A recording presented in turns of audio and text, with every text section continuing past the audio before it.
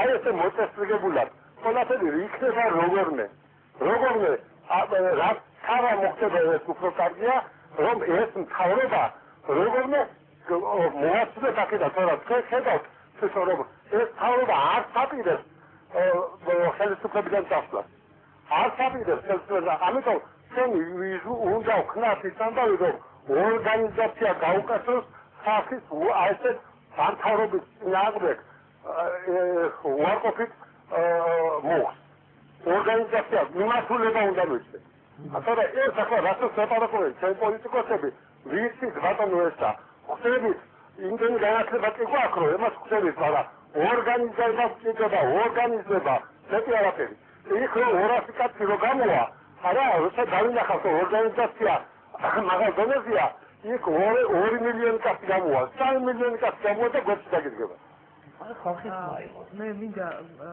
გავაგზავნო კობას აზრი და პატივცემულ ბატონს მინდა შევეხმიანო. აბსოლუტურად ვეთანხმები ამ განწყობაში და ამ პატროში. როცა ლაპარაკია მომავლის ხედვაზე და რა არის განსაკეთებელი, როდესაც ამაზე ვსაუბრობ, თუ ჩვენ ძალიან ისეთი მოკლე და უახლოესი წარსული შეცდომები არ გავაანალიზებთ, არ დავარქვით ყველაფერს თავის სახელი, ელემენტარულად მოხდება ის და განმეორდება ისევ ის, რაც ხდებოდა ამ ხნის განმავლობაში და რომელმაც საბოლოო ჯამში განაპირობა ის, რომ ქვეყანას დღეს ისევ სააკაშვილი მართავს. ამიტომ ყოველ შემთხვევაში ობიექტურობა კარნახობს იმას, რომ ის რაც იყო და იყო ბუნებრივია გარკვეული წილი, უნებლიე შეცდომები და გარკვეულწილად ეს იყო რაზეც ყობა საუბრობდა, პირადი ამბიციების დაუძლებლობა, რომელმაც საბოლოო ჯამში მაინც განაპირობა ის, რომ განწყობა ხალხის, რომელიც იყო საოცრად ამაღლებული და საოცრად პატრიოტული, იმგვარი დაახლოებით, როგორიც იყო ეროვნული მოძრაობის დროს, ის ნელ-ნელა ჩასდა. სხვათა შორის მე ყოველთვის აი ამ ბოლო 1 წლის განმავლობაში ამ ძალიან მნიშვნელოვან პოლიტიკურ პროცესებში ვიყავი როგორც რიგითი ჯარისკაცი, მაგრამ მქონდა ყოველთვის ძალიან პრინციპული და ძალიან ცალსახა პოზიცია. ყოველთვის მიმაჩნდა და სამწუხაროდ უმრავლესობა ამას არ იზიარებდა იმ პერიოდში, რომ საჭირო იყო პროცესების ცოტა უფრო მეტად გამწვავება და არა განეიჭრალება. საჭირო იყო გარკვეულ ეტაპზე ძალიან ისეთი ცოტა უფრო მეტი რისკიანი, რა თქმა უნდა, პასუხისმგებლობით გააზრებული, მაგრამ რისკიანი ნაბიჯების გადადგმა და გადაწყვეტილებების მიღება. ხშირ შემთხვევაში იყო ის არათანმიმდევრულობა, რამაც საბოლოოდ განაპირობა ის, რომ ნელ-ნელა ხალხი ესეთი განაწყენებული რჩებოდა და ეს მასა უფრო და უფრო მეტი ხდებოდა და საბოლოო ჯამში მოლოდინი, რომელიც იყო რეალურად ძალიან ახლოს რეალობასთან და შესაძლებლობასთან ეს მოლოდინი ნელ-ნელა ჩაცხდა და დღეს ამიტომაც არის საზოგადოება ეძებს ხან ერთ მშველელს, ხან მეორეს, ხან ერთ ლიდერს, ხან მეორე ლიდერს. მე ყობას მინდა დავეთანხმო.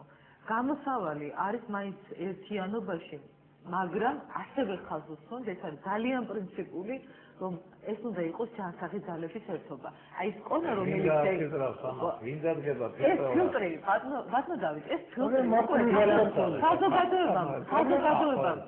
საზოგადოებამ და არსებულმა პოლიტიკურმა ამოცანებმა ეს ფილტრი გაატარა ამ ხალხში. ერთ-ერთი ესეთი იყო ბაბადეა, მაშინ ჩვენ აი ნოემბრის შემდგომ შექმნით კანტორის გალსი. მე ახლა მომწონდა იქ. მე თვითონ ფიქრობდი ახლა ბევრი ნადირალები არიან მეთქი მანდ. აი და მან ფენა მოგეწყოთ ფილიპს. აი მე პირადად იმიტომ ვიყურებდი ესე რომ აი ოღონდ ერთობა ყოფილიყო. მას ესე ფიქრობდი. ბატონო მე გეტყვით. არა, არავის არ გამპარია, მე პირადად ძალიან თამამაჩემილია გითხრათ რომ არც ერთ იმ ადამიანზე, რომელზედაც დღეს გულისკევილით ამბობდნენ რომ უი ეს მე ყოფილა და ვინ გვეგონაო. არც ერთ იმ ადამიანთან დაკავშირებით არ მქონია იმის ილუზია, რომ ის იქნებოდა ჩვენი ბოლომდე თანამებრძოლი. ვამბობდი, არა, ხა მაგალითად ხალხაროდ ობათ პენსიონერებთან ძალიან მარტივ რაღაცას გეტყვით რა, ეხლა დიდი ამოცანა არ ჭირდება და დიდი ხა 5 მარილი ჭამა არ ჭირდება იმას, როდესაც გაჭირვებაში მყოფ თანამებრძოლს მიატოვებ და უღალატებ. ის რომ არ გამოგადგება შემდგომ ბრძოლაში, ამას დიდი ამოცანა არ ჭირდებოდა. ეხლა ის ხალხი, რომელმაც თუნდაც ჩვენი პარტიის მაგალითზე პატიმრობაში მყოფ ადამიანს ზურგი შეაქცია და ირაკლი ოქროაშვილი ციხეში მყოფი იგზატოვა და იფიქრობდა იმაზე სად უკეთესად იქნებოდა ის ხალხი რომ არ იქნებოდა ამ ბრძოლაში ბოლომდე თანამებრძოლი ეს უნდა თავდადოთ ამაზე ბუდალაშორეთ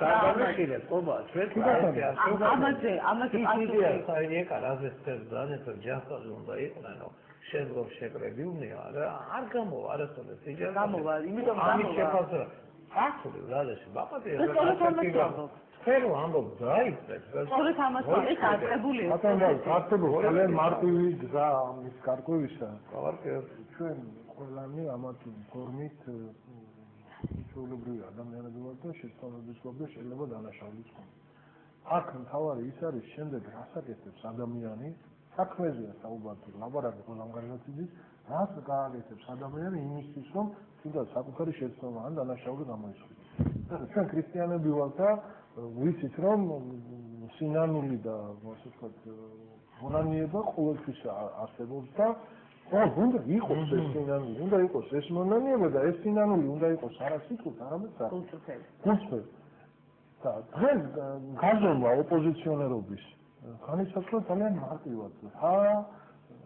ხალხისთვის რა გაუკეთებია ადამიანს დასულში და აი ოპოზიციაში ყოფნის დროს რა ასე ვთქვათ გადამწყვეტი გარკვევა მიაყენა რეჟიმს და რა ის გააკეთა. ეხლა მე მქონდა პრეტენზიები ირაკლი ოქროაშვილთან არ მოლავდი ამ სტუდიაში მისაუბრა. მაგრამ იმ კაცმა ისეთი გარკვევა მიაყენა რეჟიმს, რომელსაც ჩვენ ყველანი ინსტიტუტში არ ქონდა შესაძლებლობა რომ მიგვეყენებინა და წავიდა რისკზე, საოცარ რისკზე, საკუთარი სიცოცხლის გავწელობის. მე ახლა ბოლოს გაოპოზიციონერი ხარ, ხშირად უჩანარებ იმას, ვერ ვატყობ. ესე სურვილს. და ღიად აცხადებენ იგივე ბურჯანაძე იქნება თუ ისე ჩვენგან კომპრომატს ნუელით და საერთოდ 7 ნოემბრის შეფასებებში იდენტურები არიან სააკაშვილისა. ამბობენ რომ იქ უცხო ძალებიც იყო ჩართული და ვიღაცა იყო და ამ დროს ოპოზიციასთან უნდა თანხმობა. მე ოპოზიცია ვერ მივიჩნევ ადამიანს. რომელიც არანაირი რისკის გაწევას არ აპირებს, არც პირადი, არც მისი ოჯახისთვის და უნდა ხელისუფლებაში მოსვლა მხოლოდ იმიტომ, რომ ბოლოს როცა უკვე გემი ჩაიძირა და იძირებოდა გამოიქცა. ბოლოს ვინ გამორბის გემიდან ვიცით რა. და ესეთი ხალხი ხელისუფლებაში არ უნდა იყოს. ძალიან ნათელი ტესტია იმისა, ხა მე მაინტერესებს მეთოდია ამ ქვეყანაში ესე რომ ხარ ხელისუფლებაში ხარ მინისტრი, კარგად ხარ, ყველაფერი, გიგლიანი მოკლეს ხმა არ ამოიღე. აჯაბაშვილი მოკლეს ხმა არ ამოიღე. ყველაფერზე თვალი დახუჭე. 7 ნოემბერზე თვალი დახუჭე კი არა, ასე ვთქვათ, გააკეთრე. მარტო თვალი დახუჭა, ქალბატონო ბურჯანაძემ ერთ-ერთი. არა, მარტო ბურჯანაძემ ასეულ, მე საზოგადოებრივ, მე ვამბობ კრიტერიუმს. ადამიანი იზომება ასე.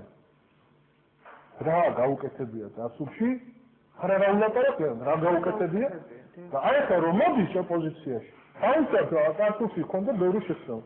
მოდის, მაგრამ გადამწყვეტ და ესე ვთქვათ, ძალას და გადამწყვეტ გაკმას აყენებს რეჟიმს. ვერცერთს ამას ვერ ხედავ და ვიშიც ვერ ხედავ, იმას ოპოზიცია არ მივიჩნევ. აი ახლა გაპატიეთ, მაგრამ ქრისტიან-დემოკრატებს ვერ მივიჩნევ ოპოზიცია. და მას ფორმალური იურიდიული საბრძოლო იურისტობაზე ვსაუბრობ. აი შეიძლება ეს ამათ არ იცის. აჭარაში რომ შედგა ეს ეგრეთ წოდებული არჩევნები და შემდეგ ჩატარდა ამ ეგრეთ წოდებული აჭარის უმაღლესი საბჭოს სხდომა, იქ დადგა საკითხი ვაშალომიძისთვის კენჭისყრის. ვაშალომიძე მოგეხსენება მთავრობის თავმჯდომარე. და ამ ასე ვთქვათ ქრისტიან-დემოკრატებმა ხმა მისცეს ვაშალომიძეს მთავრობის თავმჯდომარედ. ჩვენ სოფლიოში ოპოზიცია სიტყვა ნიშნავს იმ პოლიტიკურ ძალას, რომელიც მინიმუმ მთავრობის ხელმძღვანელს ხმა არ აძლევს. ამით განისაზღვრება. შეიძლება კი, ოფიციალურად არსებობს სანაცერი ამის.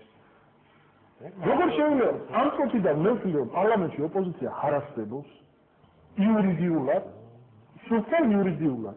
როდესაც ოპოზიციური პარტიის წარმოადგენელი მთავრობას აძლევს ხმა, ის იმ წუთში ხდება პასუხისმგებლობა.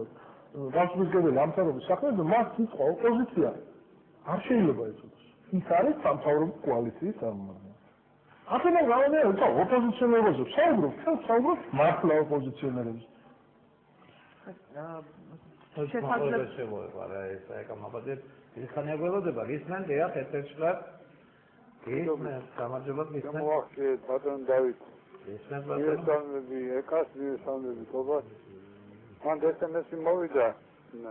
ჩემი კეთილი სურვილი გამოგზავნილი იყო ის აუცილებლად, მაგრამ ჩემი ხელმოწერით მოვიდა, მე არ გამომიგზავნია. ხო, ხო. ეს რა მინდა მიგითხრათ. დიახ. მარტო ერთი რამე მინდა ერთი წინადადება უთხრა არავითარ შემთხვევაში.